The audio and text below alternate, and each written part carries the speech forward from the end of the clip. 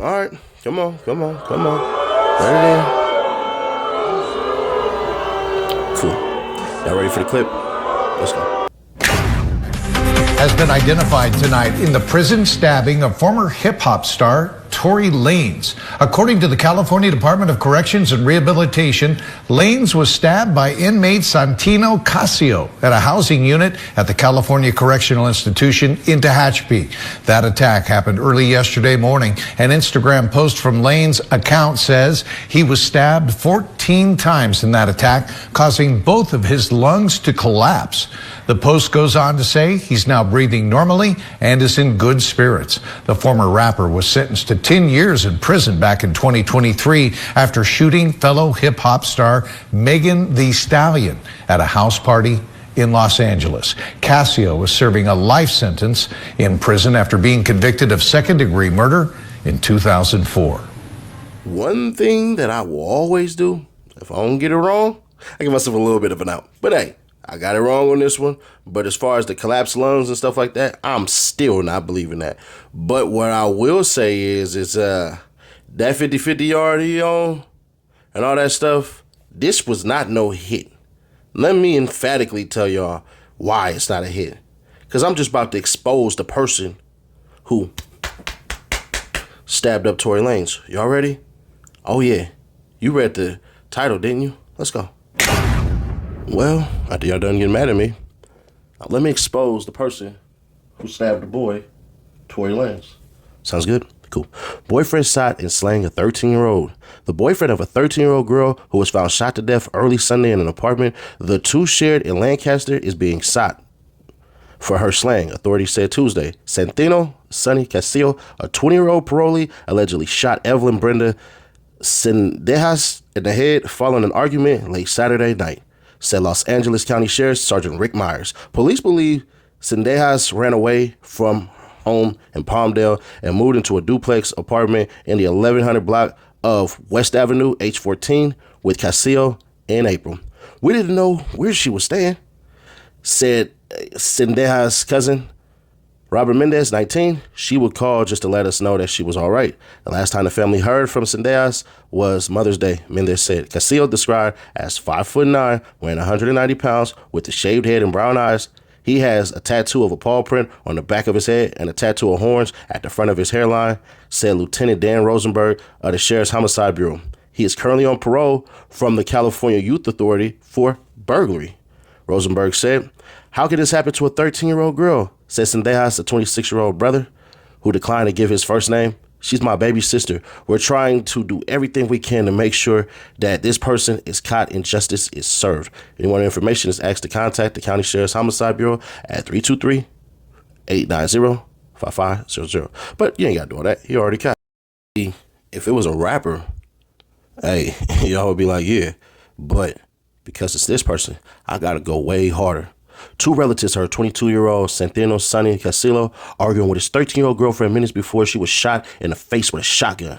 They testified at Casillo's trial Wednesday. Casillo is facing murder charges for the death of his girlfriend, along with a special allegation that the crime was committed with a firearm. He is also accused of two separate attempted murders with the special allegations of using a knife and causing great bodily injury. His trial began Monday before Commissioner John Murphy at the Michael D. Atanovich Antelope Valley Courthouse. Ruby Perez, Casillo's cousin, lived with the defendant and his 13-year-old girlfriend. Despicable.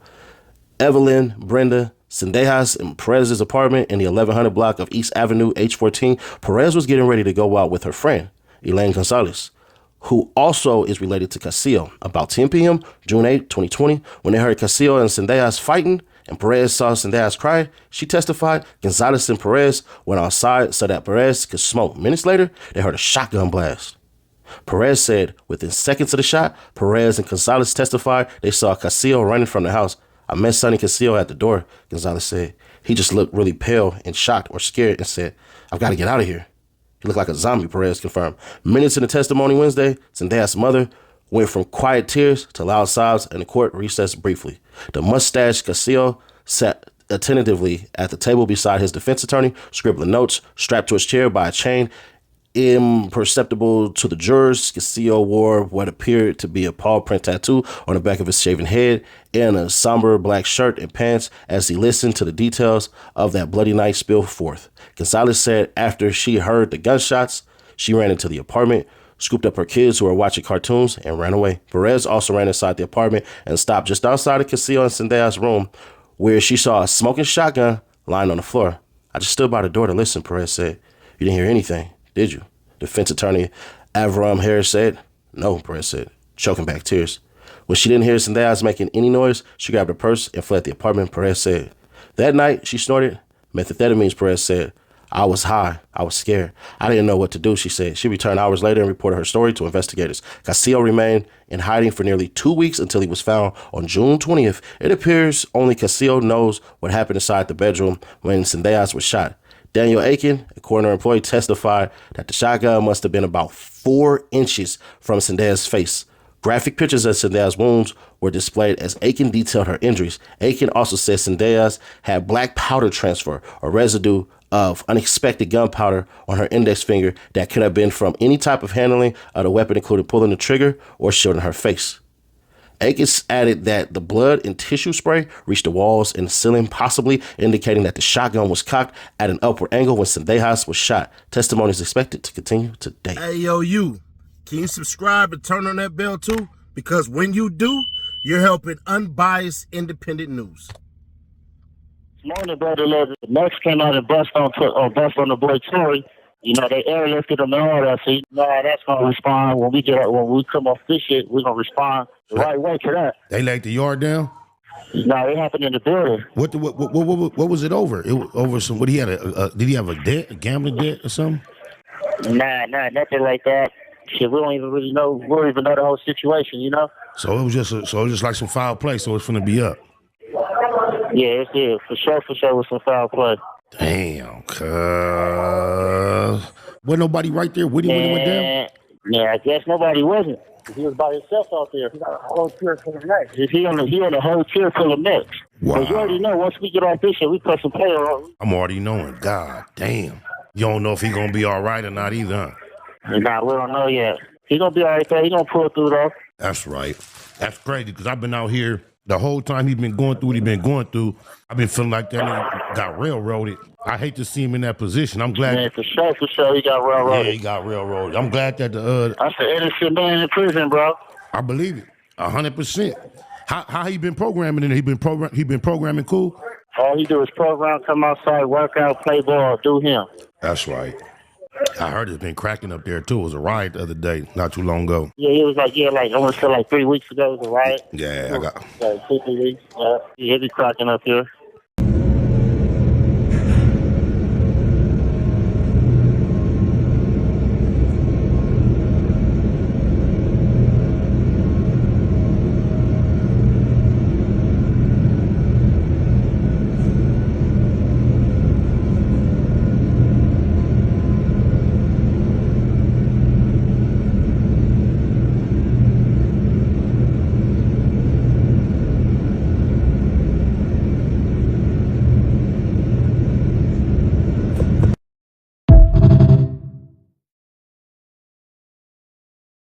Now, here's what I will not do.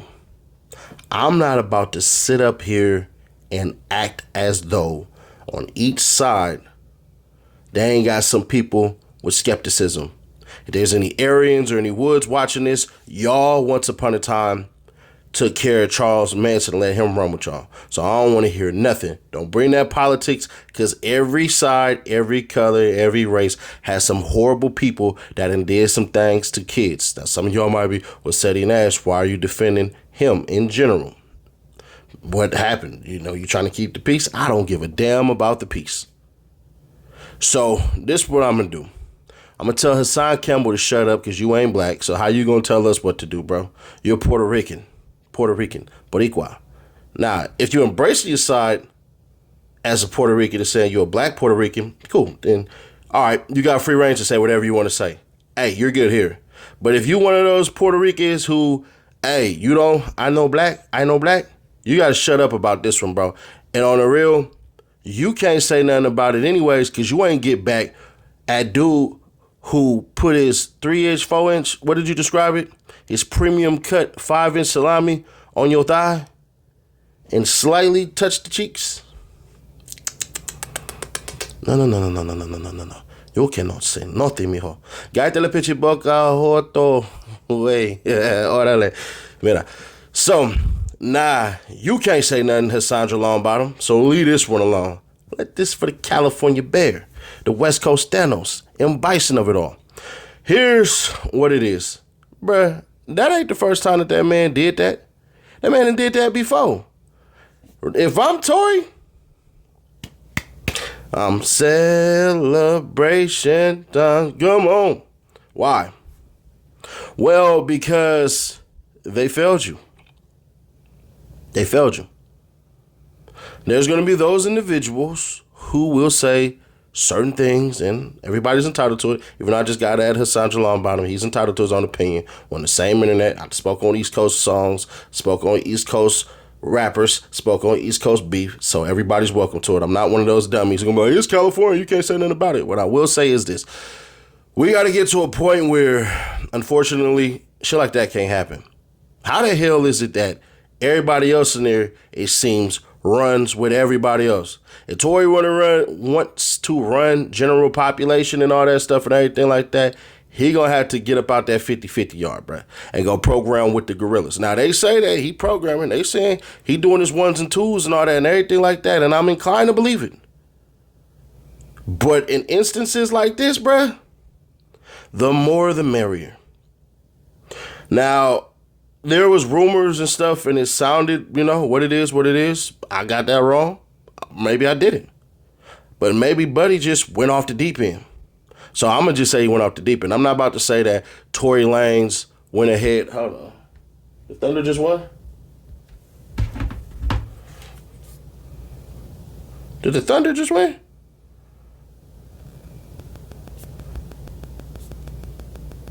Hold on.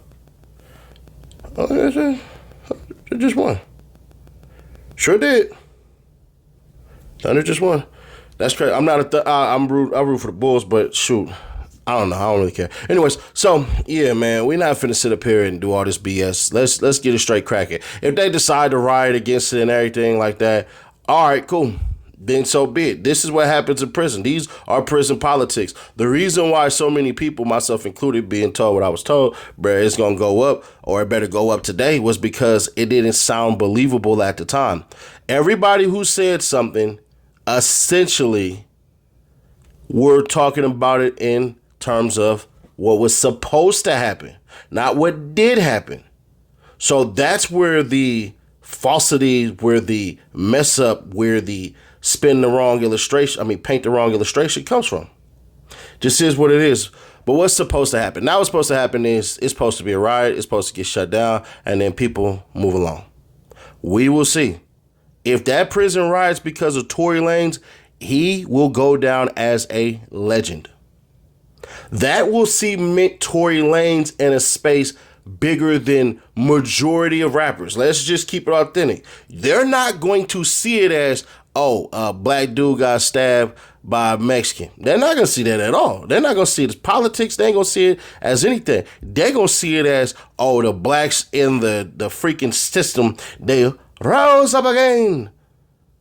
For Tory Lanez, it's going to make Tory Lanez look like a living martyr.